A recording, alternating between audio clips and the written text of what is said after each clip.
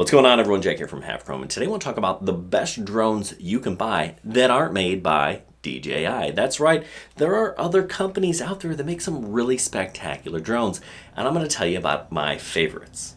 I've got a couple inexpensive options and some really specialized drones as well. So stay tuned as I break down the best drones in the world not made by DJI.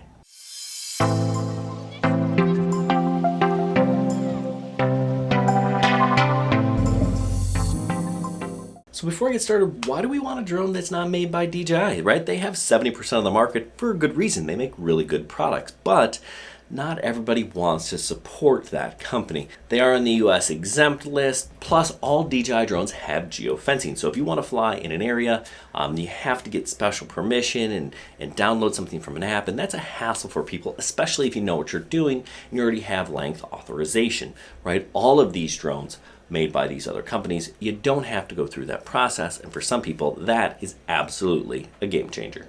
So the way I'm going to do this is I'm going to break it down by company, and I'm going to tell you the different companies that I love that make really good drones. And I'm going to start with the least expensive option out there that's pretty darn good for camera drones, and that is MJX. What I have in my hand here is the MJX Bugs 16, and this guy's one of the best low-cost options out there. Now, MJX makes a handful of really good drones. I like the Bugs 19 EIS, but this one, the Bugs 16, is their best. It has a full 3-axis gimbal with a 4K camera, GPS, flight modes, return to home, follow me, all that stuff for less than 200 bucks. This is really the best budget drone you can buy, DJI or not. I really like this thing. You get a flight time of up to 28 minutes and a range of about 600 meters. So not super fantastic specs, but going to get the job done and the best you can do for about $200. The next drones I want to talk about are drones made by EXO, and this here is my favorite of them. This is the Blackhawk 2 Pro. Now this guy looks a lot like the original Mavic Air, one of my favorite drones from DJI, but it has pretty darn nice specs as well.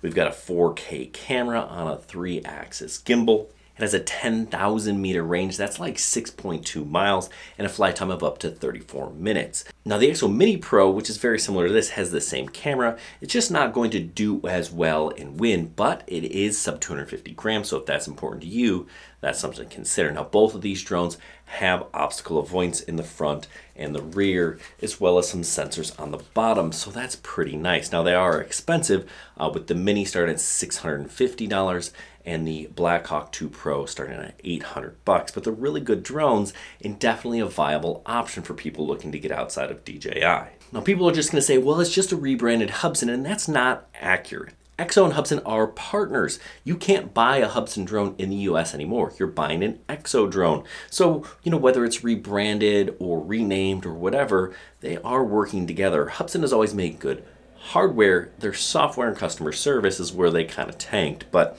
EXO is putting that right. So these are viable drones once again.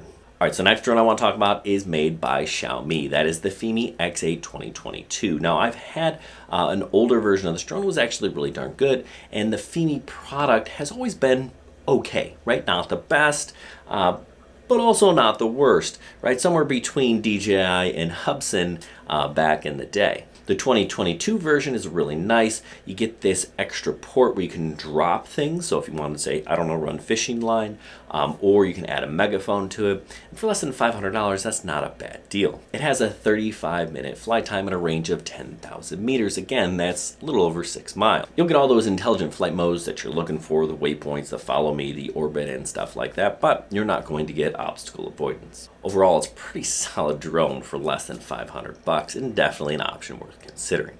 So if you were to ask me a couple of years ago, my favorite non-DJI drone was actually the Favorite Anafi. And there's a reason for that. It had this really remarkable camera that had this full look up angle. You could look at things above you as well as below you. It had all the flight modes you're looking for. It was super quiet, stable. It was just a really good drone. And you can probably still get one for a decent price. I've seen them for about 500 bucks or so, but I think the best drone that Parrot is making is actually this Anafi Thermal, right? You get a full thermal camera plus the 4K camera, and this drone is about $2,000. It is absolutely the least expensive thermal drone you can buy. So if you're looking for something with those capabilities, this is really good. Things like inspection, roof inspection. You want to find a hot spot? Yeah, you're going to need a thermal camera. And if it's a roof, you want a thermal camera on a drone. So definitely a really solid option. Again, it's going to have all those intelligent flight modes, the return to home, but there's no obstacle avoidance on any of the Anafi drones, and their range isn't quite as good at about 2.5 miles, so just kind of keep that in mind, but it's still a really nice, capable drone for the price, especially if you need a thermal option.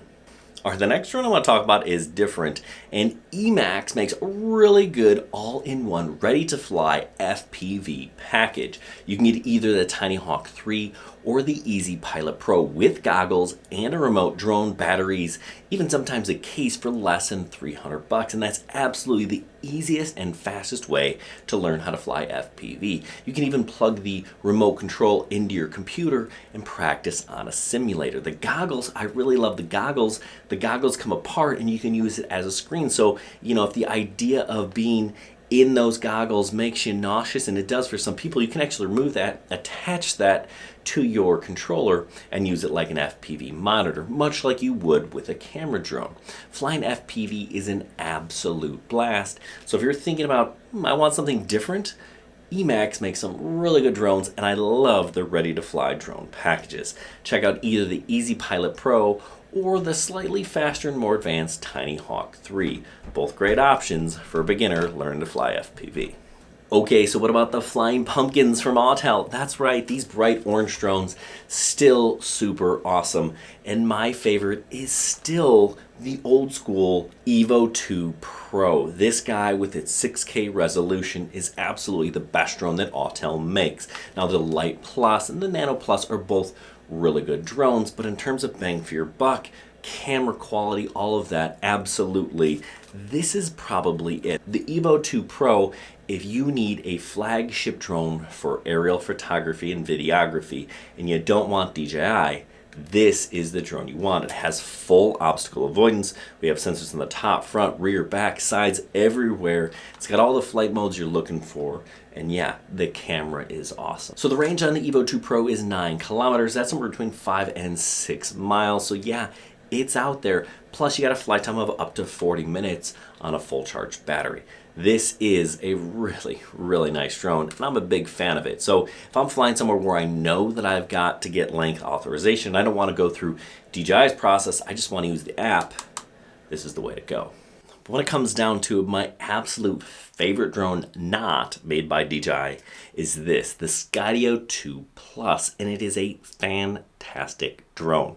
Now, it may not have the absolute best camera, but it's such a dynamic camera with all of these 4K cameras sensing obstacles all around it. You can't crash this thing. And I actually love this thing as I teach a drone class. This is what I give to my learning pilots because it's hard for them to crash. I was finding the Mavic Minis, while they're cheaper, they can crash those things. You can't crash a Skydio, even if you try.